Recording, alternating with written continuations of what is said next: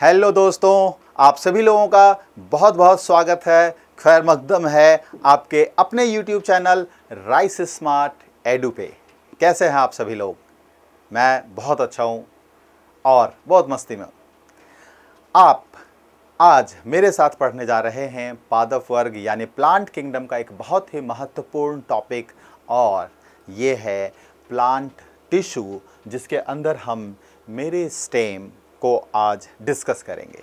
ठीक है, तो इससे पहले कि मैं अपनी क्लास शुरू करूं, आप सभी लोग जल्दी से जल्दी इस वीडियो के लिंक को अपने दोस्तों के साथ, अपने प्रियजनों के साथ शेयर कर लीजिए और बिल्कुल पेन पेपर लेकर अटेंटिव होकर बैठ जाइए, क्योंकि बहुत सारे नोट्स बनाने के लिए आपको मौका मिलेगा और बहुत इंपॉर्टेंट क्वेश्चन आंसर होगा विद टाइमर। आंसर आप लोगों को बताना है, कॉन्सेप्ट मैं समझाऊंगा, आंसर आपको बताना है। तो फटाफट से हम शुरू करते हैं अपने इस टॉपिक को, जिसका नाम है प्लांट टिश्यू यानी कि पादप उत्तक, और इसके अंदर आज का हमारा टॉपिक है मेरी स्टेम। ठीक है, शेयर कर दिया आप सभी लोगों ने? नहीं किया है तो अभी भी आपके पास कुछ सेकंड्स का वक्त है, फटाफट से शेयर कर दीजिए और वीडियो को लाइक कर दीजिए। आप लोगों का शेयर, आप लोगों की लाइक हमारी मोटिवेशन है, हमारी ऊर्जा का एक स्रोत है।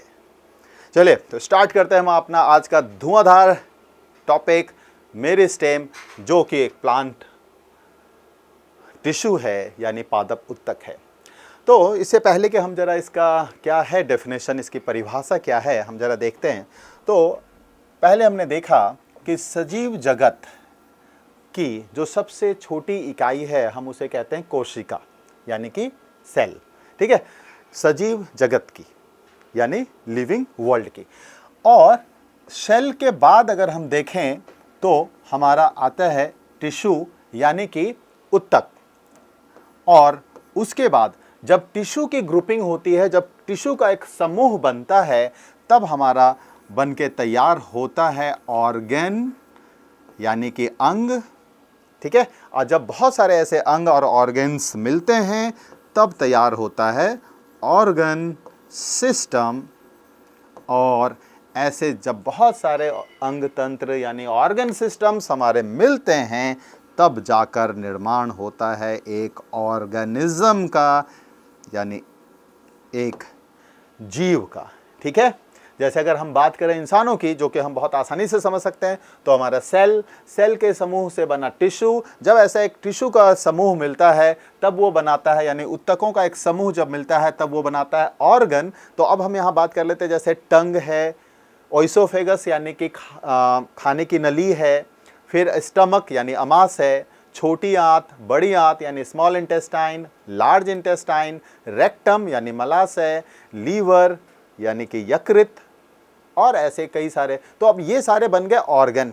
अब ये जिन ऑर्गन्स की मैंने यानी अंगों की बात की है, अगर इन सबको मिला दिया जाए तो हमारा एक तंत्र बनकर तैयार होता है, जिसको कहते हैं पाचन तंत्र। ठीक है, यानी कि डाइजेस्टिव सिस्टम, तो वो हमारा कहलाएगा ऑर्गन सिस्टम। अब ऐसे बहुत सारे सिस्टम यानी digestive system, skeletal system, circulatory system, reproductive system, excretory system, muscular system, ऐसे बहुत सारे सिस्टम्स जब मिलते हैं तब ह्यूमन बॉडी हमारा बनकर तैयार होता है। ठीक है, तो हम देखें जरा कि टिश्यू की परिभाषा क्या है। ये टिश्यू, चाहे वो प्लांट्स की बात करें या एनिमल्स की बात करें, दोनों के लिए सेम है। क्या कहता है? ग्रुप ऑफ सिमिलर और dissimilar cells. In general similar cells का ग्रुप होता है, लेकिन कभी कभी डिसिमिलर यानी कि अलग अलग तरह की कोशिकाओं का भी समूह बनता है, which work together to achieve a particular function. है ना, जैसे जब शादी होती है तो वहाँ पर बैंड बाजे बजते हैं, तो जो बैंड बाजा बजा रहा होता है तो क्या होता है, वो भी एक ग्रुप ऑफ पीपल होते हैं जो मिलकर एक वर्क परफॉर्म कर रहे होते हैं, और वो क्या, एक बहुत ही मेलोडियस म्यूजिक बनाते हैं। ठीक है, तो ऐसा ही एक ग्रुप है कोशिकाओं का, सेल्स का, इसे हम टिश्यू कहते हैं। ये सभी कोशिकाएं सिमिलर ओरिजिन यानी एक जैसी हो सकती हैं या अलग अलग भी हो सकती हैं, अलग अलग नेचर की हो सकती हैं, उनका ग्रुप हमारा क्या कहलाता है? टिश्यू कहलाता है। तो समान या असमान कोशिकाओं का एक समूह जो विशेष कार्य प्राप्त करने के लिए मिलकर कार्य करता है, हम उसे ही कहते हैं टिश्यू। ठीक है, तो प्लांट्स की बात करें, एनिमल्स की बात करें, डेफिनेशन सेम है। आगे बढ़ते हैं, टाइप्स ऑफ प्लांट टिश्यूज। अब यहां से स्पेसिफिकली ये हमारा जो स्टडी हो गया वो प्लांट्स के लिए रेस्ट्रिक्टेड हो गया। ठीक है, तो प्लांट्स में कितने तरह के टिश्यूज पाए जाते हैं? लिखा हुआ है सामने कि प्लांट्स में हमारे 2 प्रकार के, 2 टाइप्स के टिश्यूज पाए जाते हैं। ये कौन कौन से हैं देखते हैं। पहला हमारा जो है वो है मेरिस्टेमेटिक टिश्यू यानी विभाज्योतक उत्तक। मेरिस्टेमेटिक टिश्यू यानी विभाज्योतक उत्तक क्या है, इन सब का अर्थ हम इसे अपने अगले स्लाइड में सीखेंगे। फिलहाल आप सिर्फ नाम याद रखेंगे। दूसरा टाइप जो हमारा है वो है परमानेंट टिश्यू यानी कि अस्थाई उत्तक।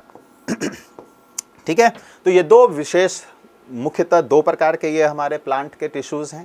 अब इन्हें हम विस्तृत अध्ययन इसका करेंगे, डिटेल स्टडी करेंगे और उसी पर आधारित सवाल के जवाबों का हम एक सेगमेंट रखेंगे और वो जवाब आपको देना है।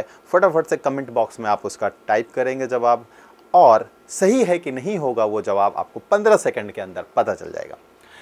पहला हमारा जो टाइप था वो था मेरिस्टेमेटिक टिश्यू, या हम इसे किस नाम से शॉर्टकट में हम इसे मेरिस्टेम कहते हैं। यही आपने नाम हमारे फर्स्ट स्लाइड में देखा था, तो कंफ्यूज होने की बात नहीं कि सर ने तो मेरिस्टेम कहा था, पढ़ा रहे मेरिस्टेमेटिक टिश्यू, क्या ये सेम है या डिफरेंट है? No confusion at all, both the terms are exactly same. Okay, तो विभाज्योतक, और कई बार हिंदी में भी यहाँ पर आपको लिखा हुआ मिलेगा मेरिस्टेम। ओके, तो विभाज्योतक उत्तक या मेरिस्टेम, बात एक ही है। तो क्या है मेरिस्टेम? तो first point, tissue with dividing capacity, यानी ये टिश्यू ऐसे, अब टिश्यू क्या है? ग्रुप ऑफ सेल्स, तो हम उसमें से एक सेल ले लेते हैं। ठीक है, ये एक सेल ये डिवाइड होकर 2 सेल बना देगा। ठीक है, फिर ये सेल्स डिवाइड होंगे तो ये भी फिर 2, तो 1 से 2, 2 से 4, 4 से 8, इस तरह से ये मल्टीप्लाई होते चले जाते हैं।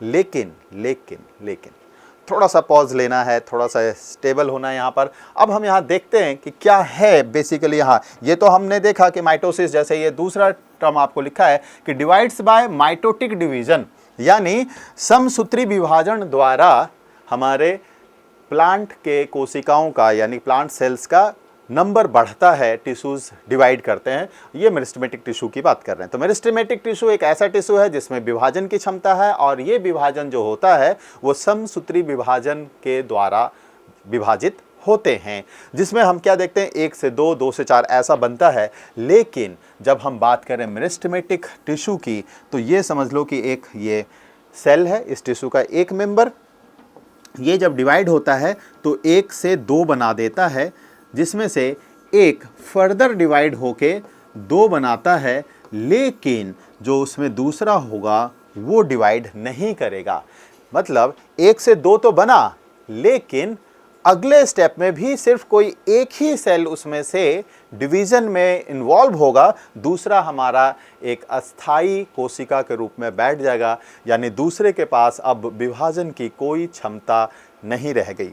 ऐसे यहाँ भी हम कहेंगे तो हम कहेंगे बस इसकी विभाजन की क्षमता खत्म हो गई, सिर्फ यही विभाजित होगा और ये फिर 1 से 2 बनाएगा। तो इस तरह से मेरिस्टेमेटिक टिश्यू सिर्फ 1 से 2 बनाकर ही संख्या बढ़ाता जाता है।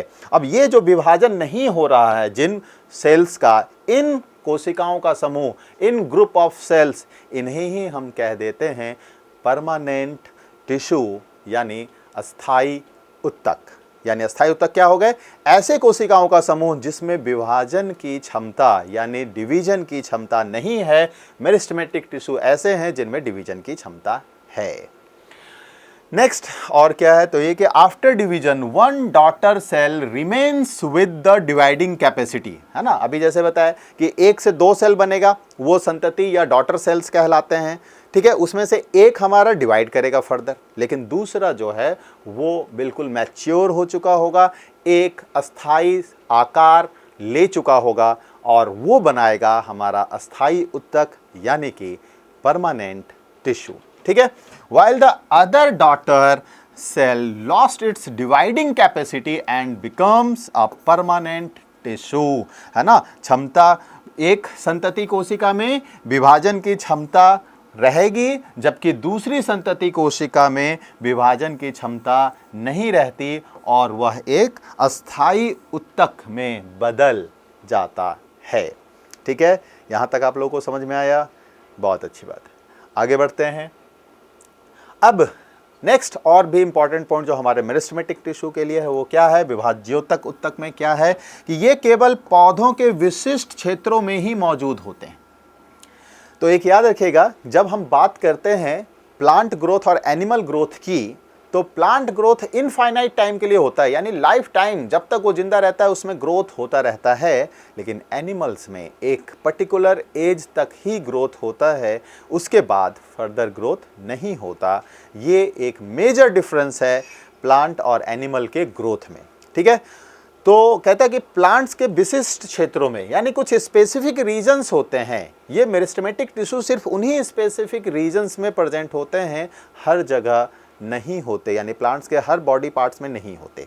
ठीक है, तो पौधों के केवल उन्हीं क्षेत्रों में वृद्धि करते हैं जहां विभाज्योतक ऊतक मौजूद होते हैं। ठीक है, तो ये कहां पर ये होगा?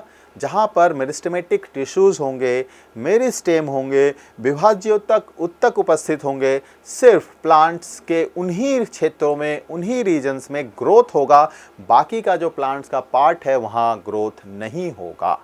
ठीक है, चलिए अब हम मेरिस्टेमेटिक टिश्यू के टाइप देख लेते हैं। अभी हमने बात की थी कि प्लांट के टिश्यू के टाइप, है ना। Plant tissues two types, meristematic and permanent, विभाज्योतक ऊतक एंड अस्थायी ऊतक। अब विभाज्योतक ऊतक के प्रकार क्या हैं?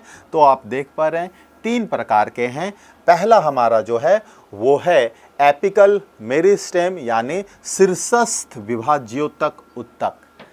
एपिकल यानी बिल्कुल टिप पे होगा, चाहे वो प्लांट्स हो या एनिमल्स हो, प्लांट्स का रूट हो या प्लांट्स का स्टेम हो। ठीक है, अब हम दूसरा टाइप देखते हैं, वो क्या है? इंटरकैलरी मेरिस्टेम, जिसे हम अंतरकलरी विभाज्योतक ऊतक के नाम से भी जानते हैं। और तीसरा आपका है लैटरल मेरिस्टेम, हम इसे पार्श्व विभाज्योतक ऊतक के नाम से जानते हैं। अब हम आगे इन्हीं तीनों जो टाइप्स है मेरिस्टेम के, इसके विषय में अध्ययन करने वाले हैं। इसको हम थोड़ा डिटेल में स्टडी करने वाले हैं, तो आप लगातार बने रहिए वीडियो के अंत तक। काफ़ी कुछ आपको जानने को, समझने को, नया सीखने को मिलेगा। और अंत में आपका जो है फटाफट टाइप का एक क्वेश्चन आंसर सेगमेंट होगा, जिसमें आपको एक्टिवली पार्टिसिपेट करना है और खुद के प्रोग्रेस को भी जज करना है। ठीक है, तो अभी तक जिन दोस्तों ने अपने दोस्तों के साथ हमारे इस वीडियो के लिंक को शेयर नहीं किया है, जल्दी से जल्दी शेयर कर लीजिए। और जिसने अभी तक हमारे इस वीडियो को लाइक नहीं किया है, उसे लाइक कर दीजिए। ठीक है, तो अब हम इन तीनों को थोड़ा सा डिटेल में देखते हैं। पहला हमारा है एपिकल मेरिस्टेम, जिसे हम शीर्षस्थ विभाज्योतक ऊतक के नाम से भी जानते हैं। जिसके लिए पहला पॉइंट हमारा क्या है? यह मूल यानी जड़ के सिरे और प्ररोह यानी तना, उनके सिरे पर मौजूद होते हैं। ठीक है, तो present at the root tips and shoot tips. ठीक है, तो जमीन के ऊपर का, प्लांट के जमीन के ऊपर का पूरा हिस्सा ये कहलाता है शूट, जिसके अंदर stem, branches, leaves, flowers, fruits ये सब मिल जाते हैं। और जो जमीन के नीचे का हिस्सा होता है हम उसे कहते हैं रूट, यानी कि जड़ या मूल। अब root apical meristem is present below the root cap. ये बहुत इंपॉर्टेंट पॉइंट है, इसे ध्यान में रखेंगे कि मूल शीर्षस्थ विभाज्योतक जो होते हैं मूल गोप के नीचे मौजूद होते हैं। तो अब ये समझ लीजिए कि ये हमारा रूट का एक ब्रांच है। ठीक है, तो रूट के आगे ये जो स्ट्रक्चर मैंने बिल्कुल डार्क येलो कर दिया है, ये कहलाता है रूट कैप। ठीक है, या इसे ही हम कहते हैं मूल गोप। ये रूट कैप या मूल गोप ये मदद करता है पत्थर या जमीन, कड़े जमीन को पेनिट्रेट करते हुए, छेदते हुए जड़ को और अंदर गहराई तक ले जाने में। और मेरिस्टेमेटिक टिश्यू जो होते हैं वो यहाँ होते हैं, यानी कि बिल्कुल शीर्ष पे ना होके थोड़ा सा अंदर की तरफ होते हैं।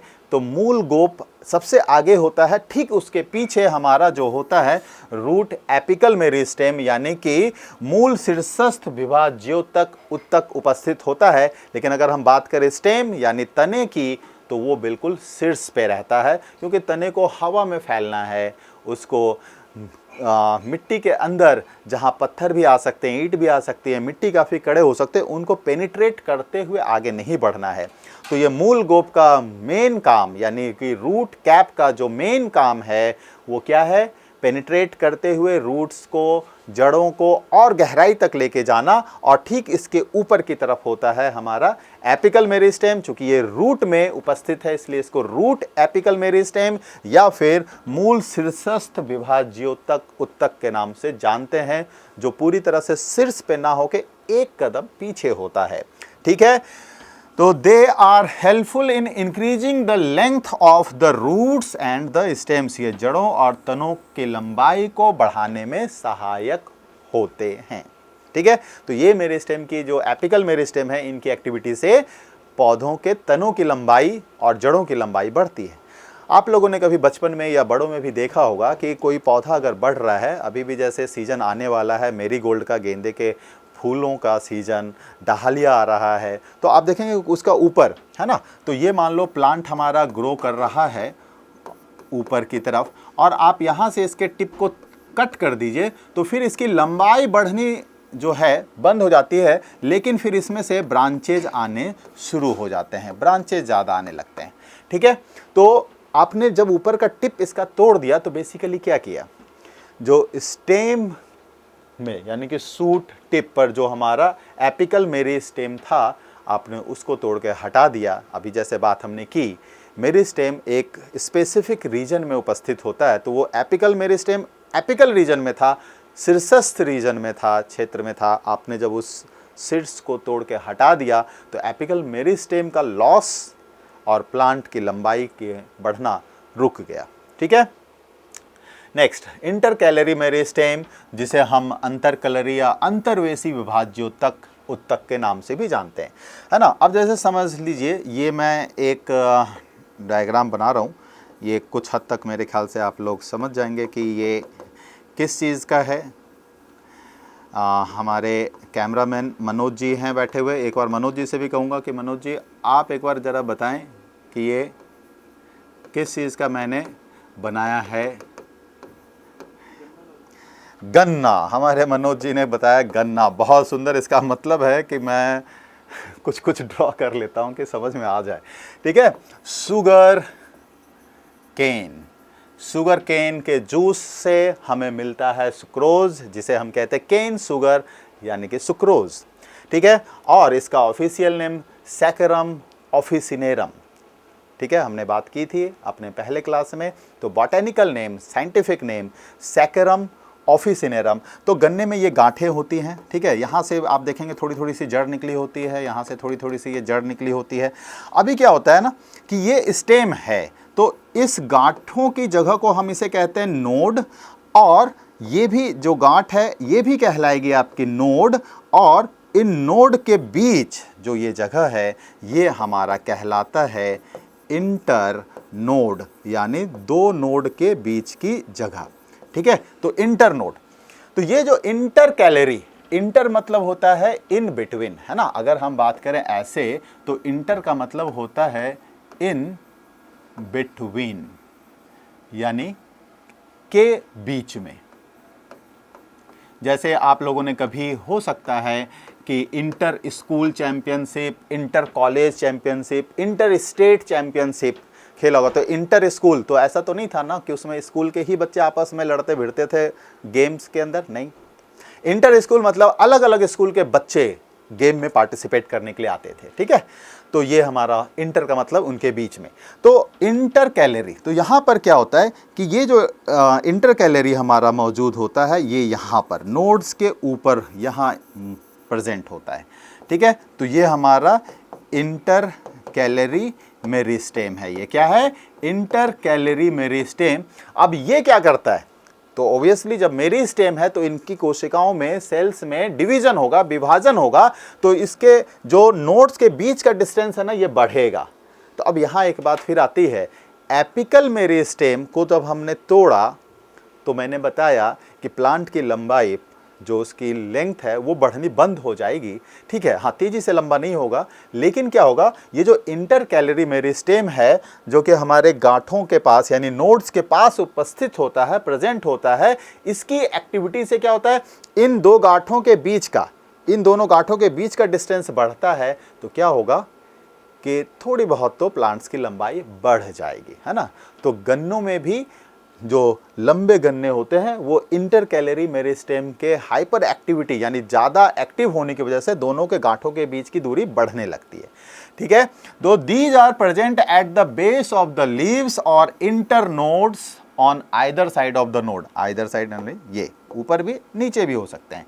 It helps in longitudinal growth यानी इलोंगेशन, है ना, ऊपर की तरफ बढ़ाते हैं, और regenerates the parts of the grass which has been grazed by the grazing herbivores। गाय, बकरी, भैंस जब घासों को खा जाती हैं, लेकिन आप क्या देखते हैं, थोड़ी देर बाद वो घास या पौधे का वो हिस्सा जिनको गाय, भैंस, बकरियों ने खा लिया था, वो फिर से ग्रो कर जाते हैं।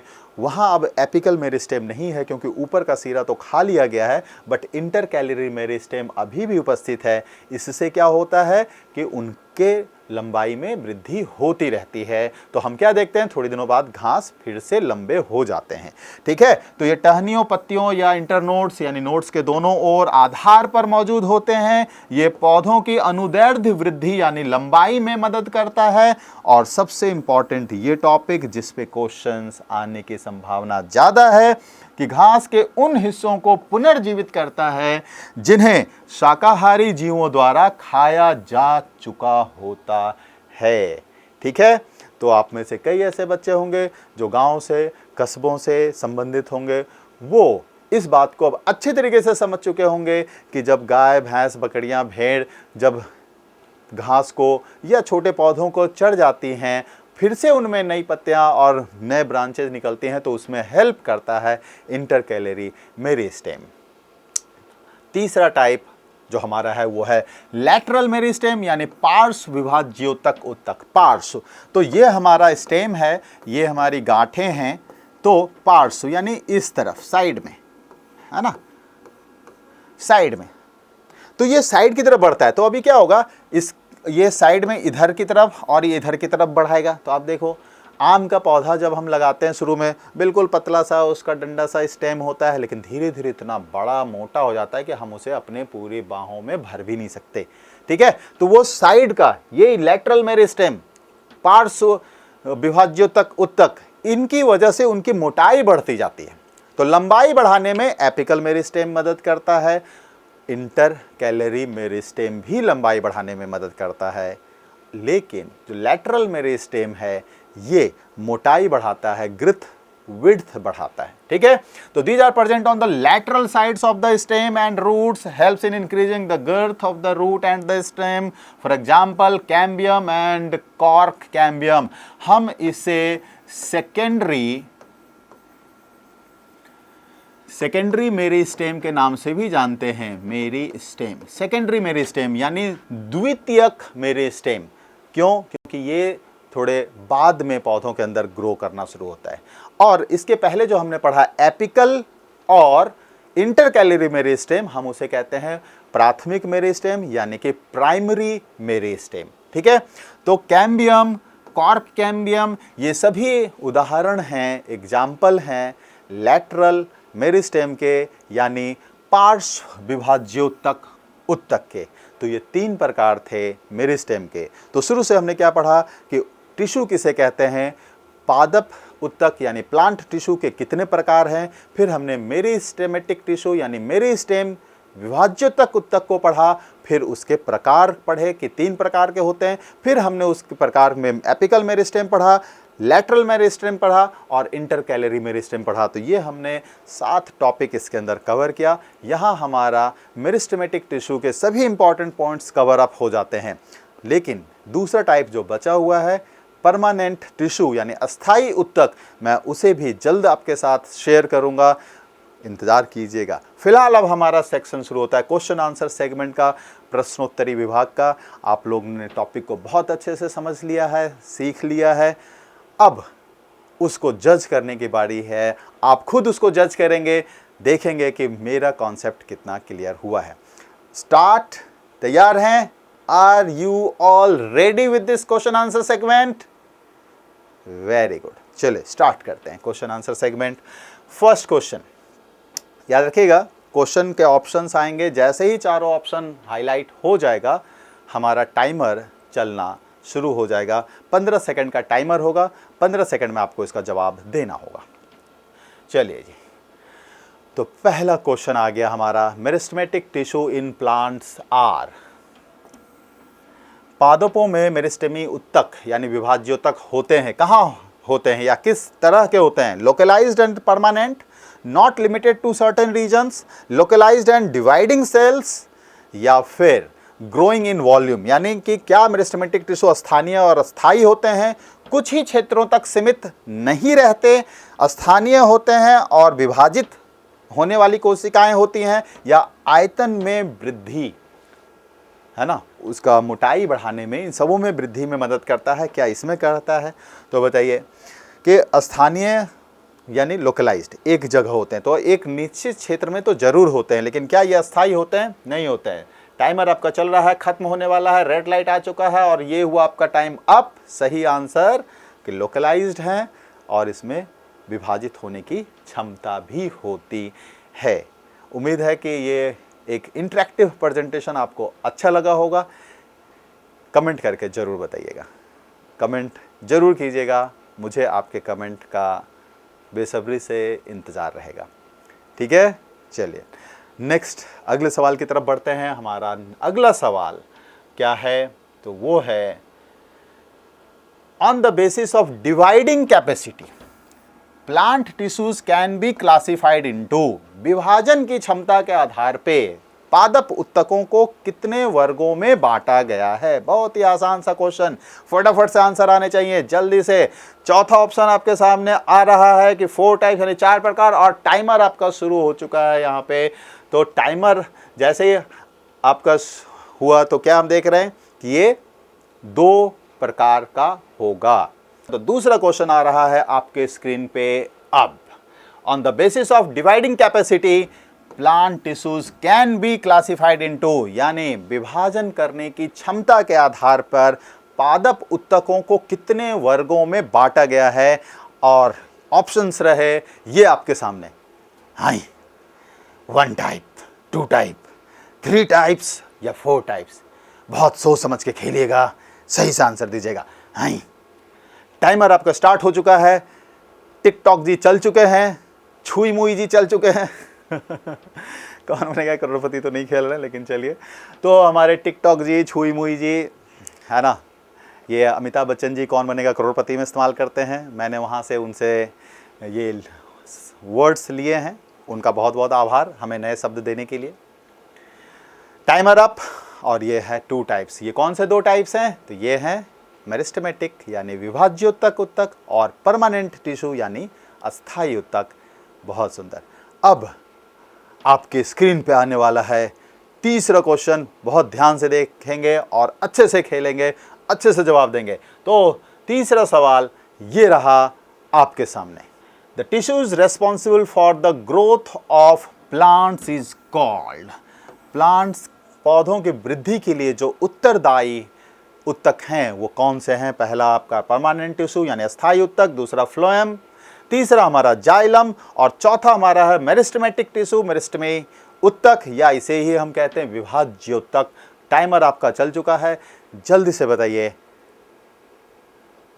12, 11, 10। बहुत आसान सा सवाल, और उम्मीद है आप लोग पूरी जी जान से इस पर कमेंट करेंगे। हमें भी आपके कमेंट्स को पढ़कर और उसका जवाब देकर बहुत अच्छा लगता है। तो 3, 2, 1 टाइम अप, और सही आंसर हमारा क्या है? मेरिस्टेमेटिक टिश्यू यानी कि मेरिस्टेमी उत्तक या विभाज्य उत्तक। अगला सवाल जो हमारा है वो अब आपके सामने आ रहा है। जिन लोगों ने सही आंसर किया है उन लोगों को मेरी तरफ से डबल थम्स अप, और जिन्होंने नहीं किया है उनको भी मेरी तरफ से बहुत बहुत मोटिवेशन कि अगला क्वेश्चन आप जरूर सही ट्राई करें फटाफट से। क्वेश्चन नंबर 4 आपके सामने है कि length of internodes in grasses is increased by, घास में पोरियां यानी इंटरनोड्स की लंबाई किसकी गतिविधियों से बढ़ जाती हैं, है ना? जल्दी से बताएं, क्या ये कॉर्क कैम्बियम है, क्या ये एपिकल मेरिस्टेम या शीर्षस्थ विभाज्योतक है, क्या ये इंटरकैलरी मेरिस्टेम यानी अंतर्वेशी विभाज्योतक है, या फिर ये बी और सी दोनों हैं? ठीक है, बहुत ध्यान से आंसर करना है, कंफ्यूजिंग है ये। टाइमर चल रहा है, आपको इसी समय के अंदर आंसर कर देना है। जो भी दोस्त इस दौरान अपना आंसर पोस्ट कर देंगे वही इसके विजेता हैं। जो इसके बाद करेंगे वो अगले सवाल के लिए जल्दी से जल्दी तैयार हो जाएं। Time up. और हमारा क्या है ये इंटरकैलरी मेरिस्टेम। तो ये इंटरनोड्स ओवरऑल प्लांट की लंबाई की अगर बात करता, ठीक है, कि पूरे प्लांट्स की लंबाई के लिए क्या है, तो ये एपिकल मेरिस्टेम भी और इंटरकैलरी मेरिस्टेम ये दोनों रिस्पॉन्सिबल हैं। लेकिन यहां बात की गई थी सिर्फ इंटरनोड्स की यानी कि पोरियों की लंबाई, तो ये इंटरकैलरी मेरिस्टेम इसके लिए जिम्मेदार है और हम इसके लिए किसी और को जिम्मेदार नहीं ठहरा सकते। जैसे अगर आपकी सफलता आपको हाथ लगती है तो इसके लिए सबसे पहले जो जिम्मेदार हैं वो है आप, क्योंकि आपने वो मेहनत की जिसको आपके गुरुजी ने जो दिशा बताई, जो आपके माता पिता ने आपको बताया, लेकिन मेहनत अंततः आपकी थी, तो इसलिए उस सफलता के सबसे बड़े हकदार आप हैं। चलिए अगला सवाल क्वेश्चन नंबर 5 आपके स्क्रीन पर आ रहा है, तैयार हो जाइए। तो क्वेश्चन नंबर 5 हमारा क्या है, the tip is removed from the, भाई टिप बरसा पानी नहीं है यहाँ पे, तो tip of the remove the sugarcane plant even then the it keeps on growing in length, it is due to the presence of. गन्ने के पौधे में यदि सिरा हटा भी दिया जाता है तब भी गन्ने के पौधे की लंबाई बढ़ती ही रहती है। हाँ, उतनी तेजी से नहीं बढ़ेगी, धीरे धीरे बढ़ेगी। किसकी वजह से बढ़ेगी? ऑप्शन आपके सामने, कैम्बियम, एपिकल मेरिस्टेम यानी शीर्षस्थ विभाज्योतक, इंटरकैलरी मेरिस्टेम यानी अंतर्वेशी विभाज्योतक, या फिर इंटरनल मेरिस्टेम यानी पार्श्व विभाज्योतक।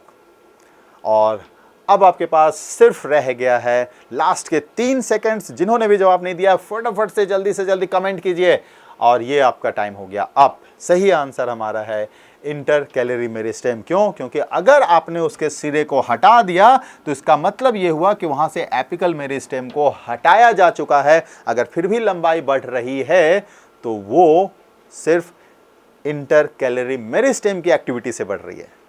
ठीक है, अच्छा लग रहा है? बहुत अच्छी बात है। ऐसे ही मस्ती करते हुए इंफॉर्मेशन लेना है, सिर्फ मस्ती ही नहीं, मस्ती के साथ इंफॉर्मेशन भी। ठीक है, चलिए इस तरह के बहुत सारे और क्वेश्चंस, उनका बैंक आपको हमारे टेलीग्राम चैनल पे मिल जाएगा। तो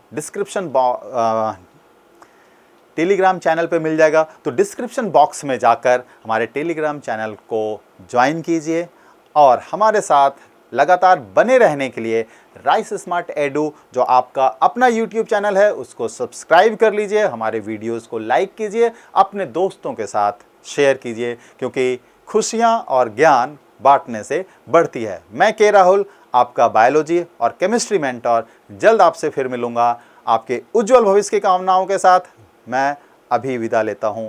थैंक यू।